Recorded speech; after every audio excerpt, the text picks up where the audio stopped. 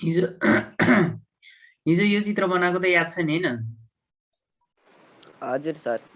हैन जस्तै एउटा प्याराडाइम भन्ने संस्था थियो, उसले चाहिँ विपिन केसी भन्ने कन्ट्र्याक्टरलाई हायर गर्यो, अनि त्यही संस्थाले फेरि मनिष केसी भन्ने इन्जिनियरलाई हायर गर्यो हैन? यो कन्ट्र्याक्टरसँग चाहिँ 100 वटा वर्करहरू छन् भन्ने कुरा भनेको थियो नि त। यही कुरा अलिकति गरौँ है आज थोरै।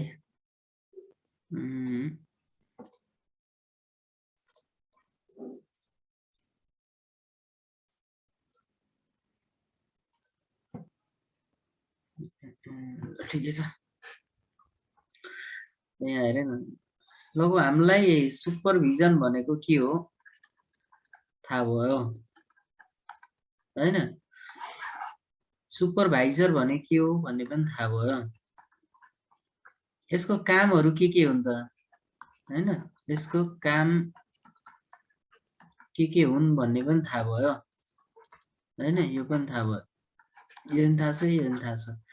अब सबैको रिलेसन, अब यो थाहा छैन भने अगाडिको भिडियो हेर है, हिजो क्लास नबसेको भए चाहिँ।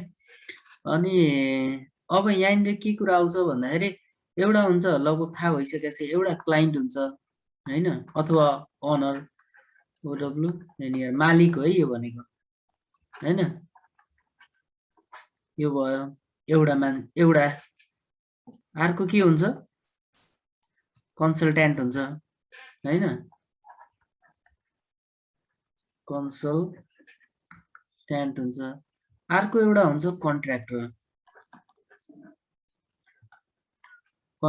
हुन्छ है। अब यो कन्सल्ट्यान्टलाई नेपालीमा चाहिँ परामर्शदाता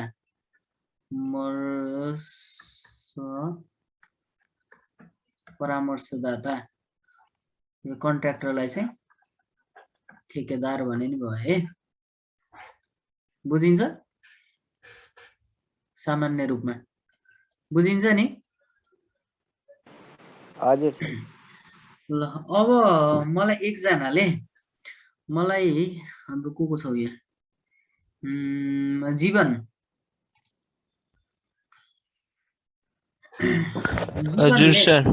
जीवनले अब मैले क्लाइन्ट भनेको के हो त, अनर भनेको के हो भनेर सोधे भने कसरी के भन्छस् भन् त? यो मान्छेको डेफिनेसन दे, डिफाइन गरेलाई, क्लाइन्टलाई डिफाइन गर भने कसरी डिफाइन गर्छस् यसलाई? ट्राई गर त। काम दिने सर। काम दिने, काम गराउने। के त गराउने के? परामर्शदातालाई के एउटा त्यही त के भन्नाले काम गराउने चाहिँ के त? संस्था कि मान्छे कि कम्पनी कि के? मान्छे हजुर सर। जस तैले भने अनुसारले काम जसले कन्ट्र्याक्ट दिन्छ त्यो मान्छेलाई क्लाइन्ट भनिन्छ भनिन्छ हैन? हजुर सर। ल जीवनको बाहेक अरु फरक एन्सर कतैबाट आउँछ? ल जीवनको एन्सर नि गलत छैन है, तर जीवनको बाहेक अझै एक्स्ट्रा केही थप्न सक्छ कसैले? सर एउटा मान्छे भन्दा पनि एउटा संस्थाले सर कुनै हजुरले भने अनुसार हिजो। ल ठिकै छ। ओ जीवनले भने अनुसारले काम गराउने मान्छे भनेर भने, अनि प्रकाशले संस्था भनेर भने। अरु केही? ल अरु कसैले केही?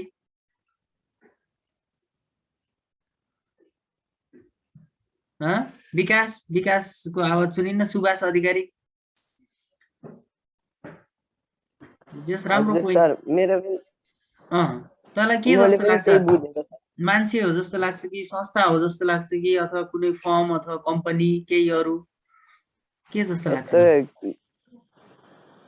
जस्तै अब क्लाइन्ट भइसकेपछि सर अब त्यसले अब कसलाई त्यसले कसले त्यसलाई काम अराउने हो, कुन संस्था कुन मानिस?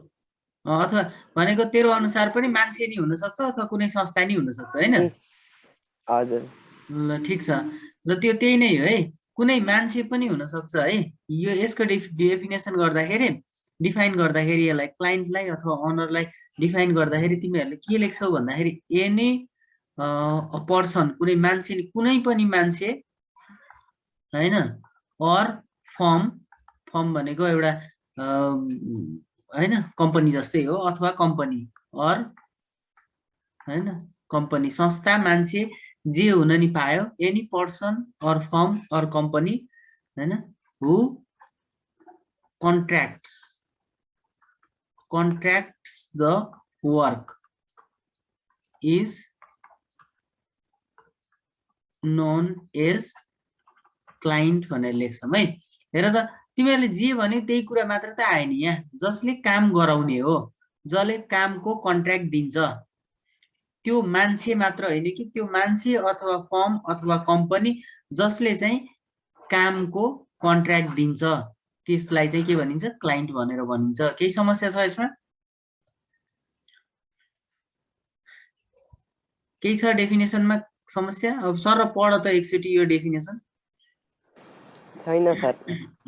एकचोटि यो पढ त ल। डिफाइन क्लाइन्ट कन्सल्टेन्ट र कन्ट्र्याक्टर भन्यो, यो क्लाइन्टको डेफिनेसन पढ त, देखिया छ नि हैन?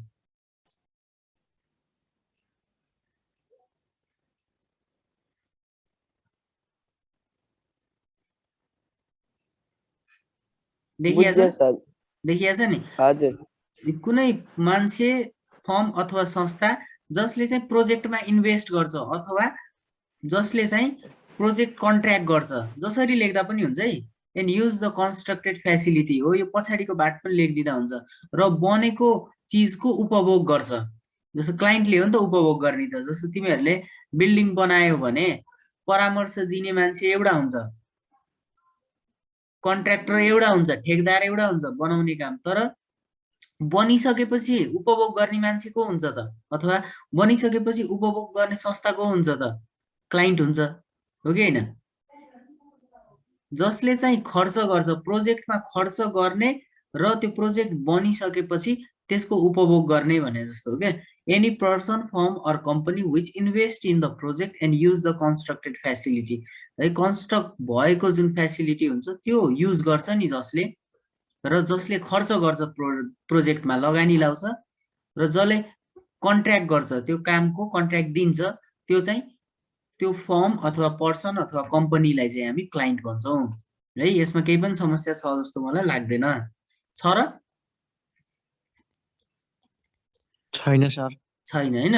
अब कन्सल्ट्यान्टको बारेमा ल, अब डेफिनेसन छोड्देऊ, त्यहाँनिर के लेखेको छ कन्सल्ट्यान्टको बारेमा। ल मलाई उसले हाम्रो प्रकाशले थोरै केही भन्छ। कन्सल्ट्यान्ट भनेको को होला त? कन्सल्ट्यान्ट भनेको सुपरभाइजर जस्तै कि सर। अब संस्थाले एउटा छुट्टै मान्छे त्यो काम कस्तो भइरहेको त? ठिकै छ। जस्तो पहिला एउटा पोइन्ट भनेको कन्सल्ट्यान्ट भनेको एनी के हो, पर्सन हो कि हैन, अथवा पर्सन नै हो? यो संस्था हुन पाउँछ कि नै? यो संस्था त हुन्न होला सर, अब काम हेर्न राख्यो भने प्रश्न सर। त्यही त, कन्सल्ट्यान्ट भनेको संस्था हुन पाउँछ कि नै भन्ने कुरो हो है। हुन्न होला, ल ठिकै छ, हुन्न होला भनेपछि ल एनी पर्सन हो भनेर भनेपछि ल ठिकै छ। अनि अरू चाहिँ अरू अर्को पोइन्ट भन् त कन्सल्ट्यान्टको। यिनै पोइन्टलाई मिलाएर एउटा डेफिनेसन बनाउने त हो नि। तैँले भने अनुसारले कन्सल्ट्यान्ट कुनै एउटा मान्छे छ, अब त्यो एउटा बिल्डिङ हेर्नको लागि कस्तो खालको सामानहरु युज ल ठिकै छ, सुपरभाइज गर्ने हैन, सुपरभाइज गर्ने अथवा गाइड गर्ने हैन, गाइड गर्ने, कन्ट्रोल गर्ने अथवा डिजाइन गर्ने भनौँ न है। यो गर्ने कुनै पर्सन जसले सुपरभाइज, गाइड, कन्ट्रोल, डिजाइन यिनीका काम गर्छ हैन, त्यही हो। कन्स्ट्रक्ट पिरियडमा सर के रे कन्स्ट्रक्ट भइरहेको टाइममा सर जसले यही गर्छ सर त्यसलाई नै त्यसलाई चाहिँ परामर्शदाता भनेर भनियो हैन? हजुर। ल अनि जीवन हजुर सर। कन्सल्टेन्ट भनेको के पर्सन हो मात्रै होला कि अरू कम्पनी पनि होला? काम दिने कम्पनी पनि हुन सक्छ। काम दिने त क्लाइन्ट भइहाल्यो। जस्तो यो त कन्सल्टेन्ट हो, यो त परामर्शदाता हो। यो पनि के मान्छे नै हुनुपर्छ कि हैन? मान्छे नै हुनुपर्छ कि यो कम्पनी भए पनि हुन्छ परामर्शदाता? कम्पनी भए पनि फरक फरक मान्छे पठाउन त पायो होइन ल ठिक कुरा गरे यसले जस्तो एउटा कम्पनीमा धेरै मान्छे पनि हुनसक्छ नि त जस्तो उसले चाहिँ ल मेरै कम्पनीमा उ गरे अरे यो क्लाइन्टले एउटा कन्सल्टेन्ट खोज्यो अरे एके बिल्डर्स भनेर है एके बिल्डर्स भनेर कन्सल्टेन्ट खोज्यो भने मेरै कन्सल्टेन्सीमा 100 जना मान्छे हुन सक्छन् त्यो 100 जना मान्छे त एउटै त होइन त्यो त फरक फरक त्यो त कम्पनी हो एके भन्ने त कम्पनी हो कन्सल्टेन्ट हो कन्सल्टेन्सी हो मेरो त त्यो कन्सल्टेन्सीले के को काम गर्छ त भन्दा कन्सल्टेन्टको काम गर्छ हैन मैले त परामर्श दिने हो म एक्लैले दिने त होइन त्यहाँ 100 जना मान्छे हुन्छन् त्यो भएर मैले चाहिँ छुट्टा छुट्टै पठाउन पनि पाएँ सुपरभिजनको लागि डिजाइनिङको लागि अर्कोलाई गर्न भन्न दिन पनि पाएँ हैन ड्रइङको लागि अर्कैलाई दिन नि पाएँ मेरै परामर्श दिने क्रममा हुन्छ नि मैले एउटै मान्छेलाई काम नलगाउन पनि सक्छु डिजाइनको काम एउटालाई ड्रइङको काम एउटालाई कन्ट्रोलिङको काम एउटालाई कन्ट्रोलिङमा पनि मेटेरियल खर्च नगर्ने मेटेरियल कन्ट्रोल गर भनेर एकजनालाई अनि क्वालिटी कन्ट्रोल गर भनेर अर्कोलाई सुपरभिजनको काम अर्कोलाई दिन सकेँ नि त मैले त भनेको कन्सल्टेन्टमा पनि 100 जना मान्छे हुन सक्छन् 100 जना मान्छे भनेको त एनी पर्सन होइन नि त एनी पर्सन पनि हो तर एनी फर्म अथवा कम्पनी पनि हो यो पनि के हुन्छ कन्सल्टेन्ट भनेको मान्छे मात्र हुनुपर्छ भन्ने जरुरी छैन क्लाइन्ट भनेको पनि मान्छे हुन पनि पायो अथवा कम्पनी हुन पनि पायो क्लाइन्ट पनि र कन्सल्टेन्ट पनि एउटा मात्र मान्छे जुन अघि प्रकाशले भने जस्तो एउटा सुपरभाइजर जसरी एउटा मान्छे मात्र कन्सल्टेन्ट हुन पनि पायो तर एउटा कम्पनी नै कन्सल्टेन्ट हुन पनि पायो है जस्तो एके बिल्डर्स भनेर भन्यो भने यहाँनिर 10 जना मान्छे हुन सक्छन् त्यो त पुरै कन्सल्टेन्ट भयो नि त त्यो 10 जनाको टिमै कन्सल्टेन्ट हो नि त हैन र प्रकाश हो सर हो भनेपछि यहाँ पनि के हुने भयो त कन्सल्टेन्ट कुनै मान्छे कुनै फर्म र कुनै कम्पनी जसले चाहिँ त्यो कन्स्ट्रक्सन पिरियडमा सुपरभाइजको गाइडेन्सको कन्ट्रोलको र डिजाइनिङको काम गर्छ त्यसलाई नै हामी कन्सल्टेन्ट भनेर भन्छौँ भनेर लेखिन्छ है त केही समस्या छ कन्सल्टेन्टमा होइन सर एकचोटि सर र डेफिनेसन पढौँ है त ल यहाँ हेर त यो एनी पर्सनदेखि दोस्रो कन्सल्टेन्टको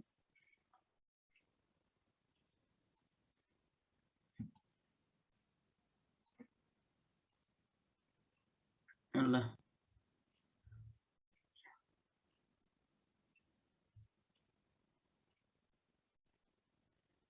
बुझिन्छ केही समस्या छ कन्सल्टेन्टमा केही समस्या छ any person firm or company which works on planning design scheduling estimating and supervising the project is called consultant त्यो प्रोजेक्टलाई सुपरभाइज गर्ने एस्टिमेट गर्ने शेड्युल गर्ने डिजाइन गर्ने प्लान गर्ने काम जसले गर्छ नि त्यो मान्छे फर्म अथवा कम्पनी भनेकै कन्सल्टेन्ट हो केही समस्या छ यसमा केही समस्या छ र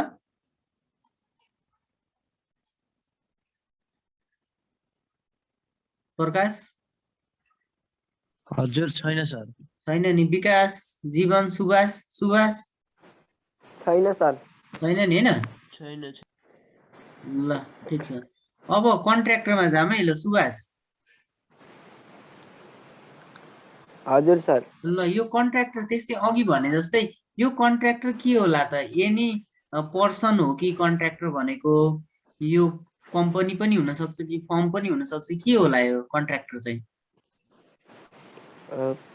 सर यो त कम्पनी हुन सक्छ जस्तो लाग्छ कम्पनी हुन सक्छ जस्तो लाग्छ हैन हो प्रकाशलाई के जस्तो लाग्छ कि ठेकेदार एउटा मात्र हुन्छ भन्ने जस्तो लाग्छ एउटा कम्पनी भएर सर धेरै ठेकेदारहरू पनि राख्न सक्यो सर फरक फरक गरेर अरू ठेकेदार पनि पठाउन सक्यो पठाउन सक्यो होइन भनेको यो पनि के हुन्छ त कन्ट्र्याक्टर भनेपछि कन्ट्र्याक्ट लिने काम पनि एउटा कम्पनीले नि गर्न सक्यो जस्तो मेरै भनौँ न कन्सल्टेन्सी मेरो कन्सल्टेन्सीको नाम अहिले एके बिल्डर्स हैन बिल्डर्स एन्ड कन्सल्टेन्ट भनेर छ मैले किन नाम यस्तो राखेको भन्दा अहिले चाहिँ मैले कन्सल्टेन्सीको मात्र काम गरेछु यताको मात्रै हैन भोलि बिहान गएर कन्स्ट्रक्सनको काम पनि गरे भने यो बिल्डर पनि जोडिन्छ भनेको एज अ होल यो नामले के जनायो त भन्दा यो कम्पनीले बिल्डर्सको काम पनि गर्छ भनेको कन्ट्र्याक्टरको काम पनि गर्छ र कन्सल्टिङ काम पनि गर्छ भोलि बिहान गएर कसैले मैले होइन हजुरले नै कन्सल्टिङ काम पनि गरिदिनुहोस्, हजुरले नै कन्ट्र्याक्टिङको काम यो कन्स्ट्रक्सनको काम पनि गरिदिनुहोस् भनेर भन्न सक्छ, मैले यो काम गर्न सक्छु भनेर पहिल्यै नाम यस्तो गराएको हो मैले। तर अहिले मैले काम के गरिरहेको छु, यो बिल्डर्स हटाएर काम गरिरहेको छु भनेको नाम त मेरो बिल्डर छ, तर मैले कन्सल्टेन्सीको मात्र काम गरेको छु। किन? मैले अहिले परामर्श मात्र दिन सक्छु, मैले ठेकदार राखेको छैन होइन, मैले ठेक्काको काम गरेको छैन, मैले कन्स्ट्रक्सनको काम गरेको छैन। त्यो भएर बिल्डर्स अहिले मेरोमा नाम मात्रैको बिल्डर्स छ। अहिले मैले कन्सल्टिङ काम गरेको छु, तर भोलि बिहान मैले 2-4वटा ठेकदार राखेँ अथवा आफैले कन्स्ट्रक्सन गरेँ होइन, 100वटा लेबर राखेँ भनेपछि त मैले त बिल्डर्सको पनि काम गर्ने पाएँ। भनेको क्लाइन्टले अब सिधै एके भनेर कम्पनीलाई दिन्छ काम, भनेको म अब कन्ट्र्याक्टर भएँ, मलाई कम्पनी दियो भने, मलाई काम दियो भने, भनेको त एके बिल्डर्स त अब कन्ट्र्याक्टर भयो नि त। तर एके बिल्डर्स एउटा मान्छे त होइन होइन, यो त एज अ होल एउटा कम्पनी हो। त्यो भएर कन्ट्र्याक्टर भनेको एउटा कम्पनी पनि हुन पायो, बुझिन्छ? बुझ्यो सर।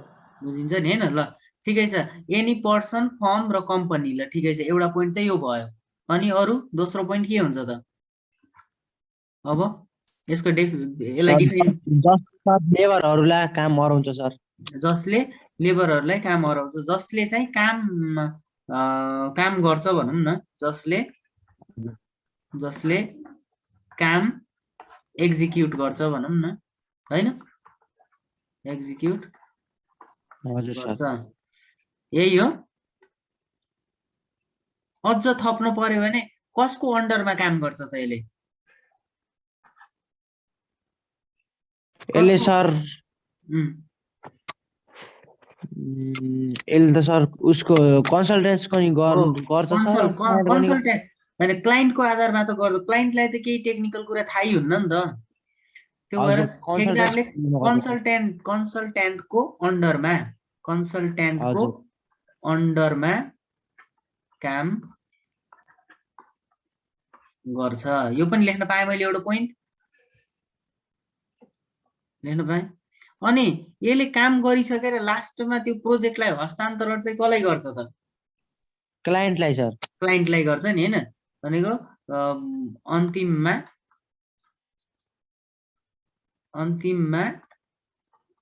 काम क्लाइन्टलाई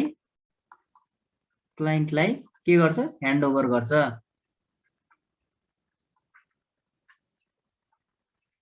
कुनै पोइन्ट यहाँ नमिलेको छ यो 4वटा पोइन्ट मध्ये? ठेकेदारको लागि जुन मैले 4वटा पोइन्ट लेखेँ नि, यो पोइन्ट सबै सही छ नि, छैन र? सही छ सर, सही छ होइन? सुभाष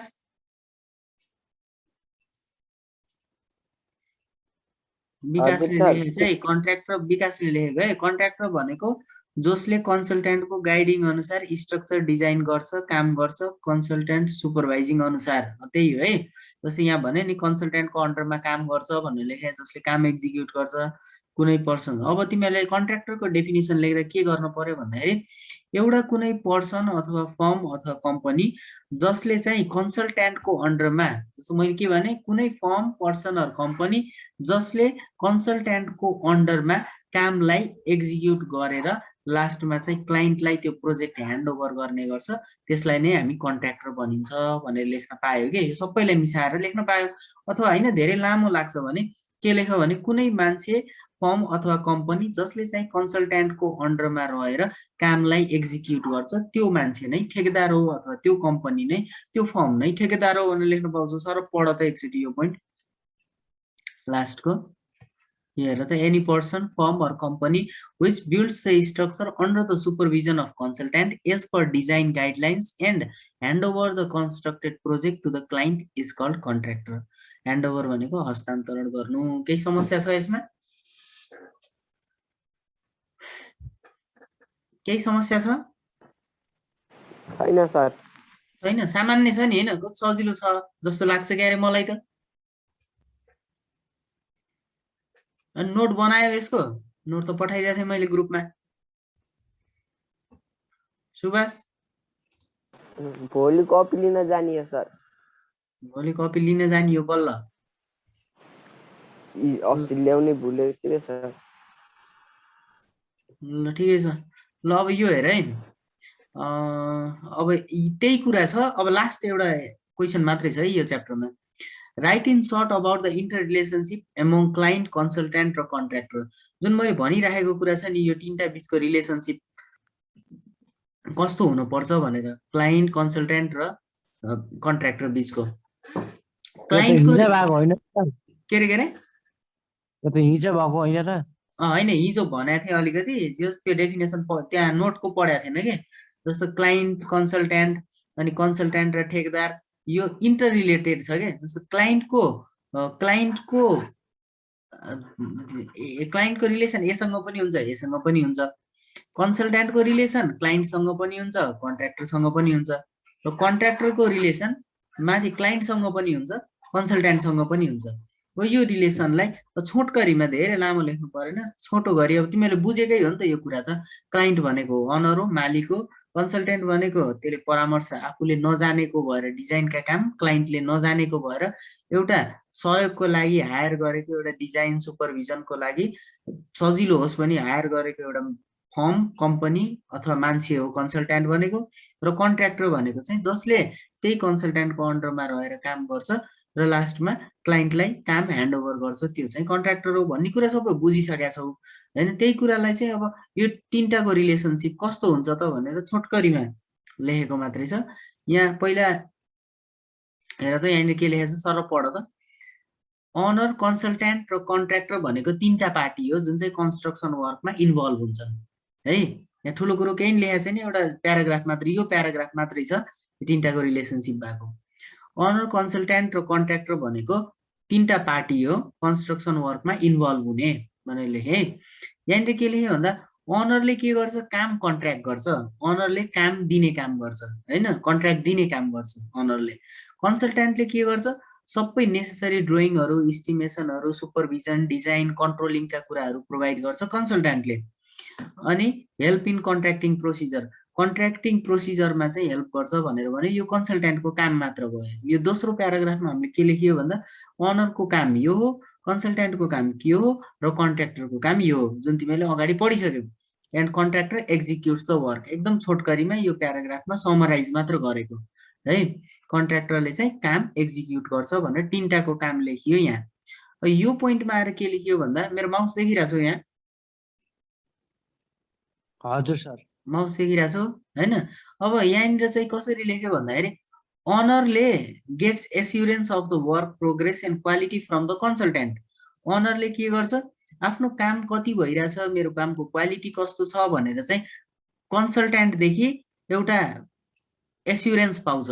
एस्युरेन्स भनेको एउटा के भन्छ अब त्यसलाई नेपालीमा पर्खौँ कति विश्वास जस्तो हो, विश्वास लेखेको छु यहाँ होइन। विश्वास ठ्याक्कै विश्वास नभए पनि एस्युरेन्स एस्योर गर्ने भनेको सुनेको छैन नेपालीमा, मलाई ठ्याक्कै आएन कि शब्द। सुनेको छ कि नै तिमीहरूले? एस्योर भनेको सर हुन्छ जस्तै के हो त्यही त, हो त्यही। अब ठ्याक्कै नेपालीमा मलाई नि आएन होइन। जस यो बताउने कि त्यही नै हो भनेर बताउने कि एस्योर गर्ने भनेको है। अनर गेट्स एस्योरेन्स भनेको उसले चाहिँ कन्सल्टेन्टबाट कामको प्रोग्रेस यस्तो भइरहेछ क्वालिटी यस्तो भइरहेछ भनेर चाहिँ थाहा पाउँछ होइन। एउटा विश्वास चाहिँ कन्सल्टेन्टबाट लिन्छ भनेर भने हो क्या अनरले होइन। अनरले कन्सल्टेन्टलाई त्यही गर्नलाई त हायर गरेको। मलाई डिजाइनिङका काम आउन्न, म क्लाइन्ट हो, म अनर हो, मलाई डिजाइनको काम आउन्न, मलाई सुपरभिजनका आउन्न काम, त्यो भएर म चाहिँ एउटा कन्सल्टेन्ट हायर गर्छु भनेको। कन्सल्टेन्ट हायर गरिसकेपछि त कन्सल्टेन्टबाट चाहिँ कस्तो काम भइरहेछ भनेर त एस्योरेन्स पाउनु पर्यो नि त अनरले होइन र सुभाष? हो सर। त्यही कुरा लेखेको है। Owner gets assurance of the work progress and quality from the consultant, कन्सल्टेन्टबाट कामको एस्योरेन्स पाउँछ अनरले। अनि कन्सल्टेन्ट भनेको एउटा लिगल रिप्रेजेन्टेटिभ भएको भएर अनरको एउटा रिप्रेजेन्टेटिभ हो नि त। अनरले खटाएको एउटा प्रतिनिधि जस्तो हो नि त, लिगल प्रतिनिधि हो नि त कन्सल्टेन्ट त। भोलि तिमी पनि गएर कन्सल्टेन्ट बन्यौ भने तिमीले त अनरको पक्षमा एउटा प्रतिनिधि हो, अनरकै एउटा मान्छे जस्तो हो नि त तिमी त। अनरले पैसा दिएर खटाएको रिप्रेजेन्टेटिभ हो नि त। त्यो भएको हुनाले गर्दाखेरि कन्ट्र्याक्टरले चाहिँ अब के गर्नुपर्छ त त्यही कन्सल्ट्यान्टको अन्डरमा चाहिँ कामलाई एक्जिक्युट गर्नुपर्ने हुन्छ क्या। Contractor has to be work according to the voice of consultant. त्यो कन्सल्ट्यान्ट चाहिँ त्यो अनरको मान्छे भएको हुनाले, त्यो अनरको रिप्रेजेन्टेटिभ प्रतिनिधि भएको हुनाले गर्दाखेरि त्यो कन्ट्र्याक्टरले चाहिँ अब त्यो कन्सल्ट्यान्टको बोलीको आधारमा काम गर्नुपर्ने हुन्छ भनेर लेखेको छ है त। केही समस्या छ यहाँ तिनटाको रिलेसनसिप बुझ्नलाई? यो प्याराग्राफ नबुझ्ने छ र केही?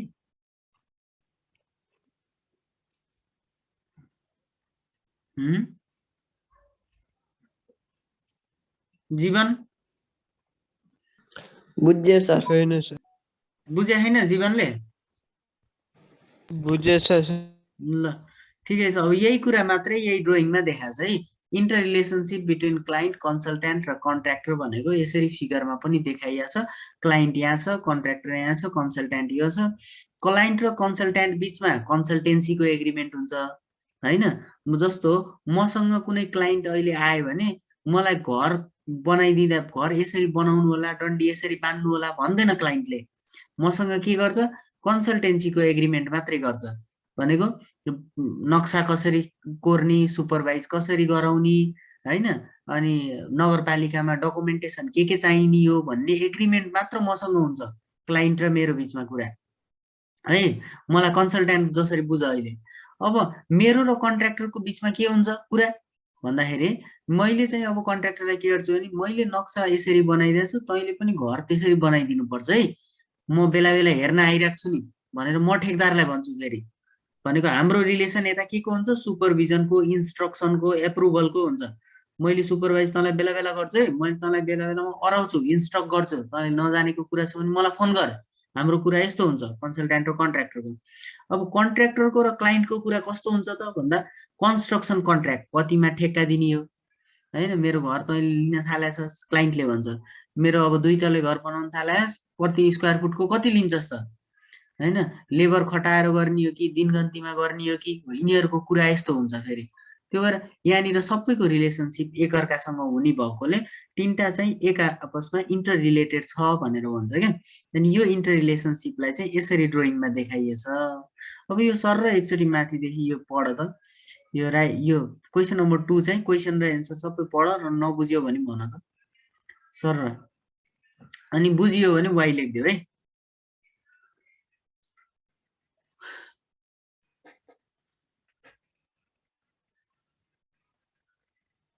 मेसेज हेरिराखेँ मैले।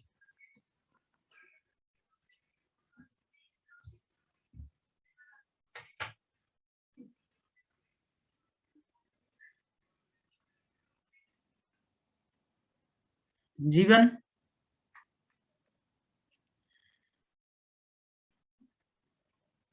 पढ्दैछु सर। पढ पढ।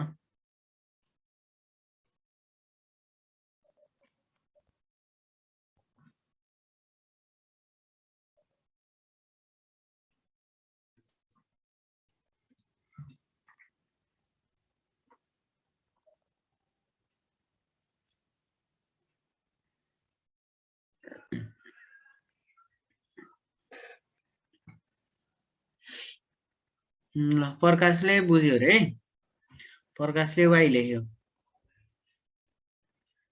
विकासले नि बुझ्यो।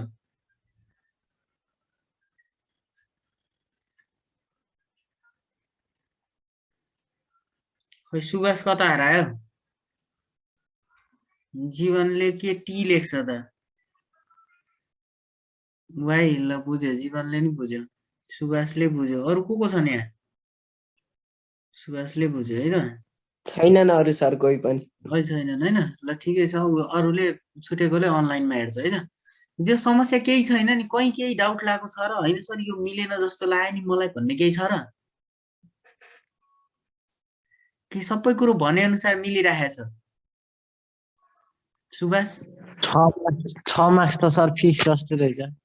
त्यही त नि होइन। अब सबै च्याप्टरहरू लगभग सजिलो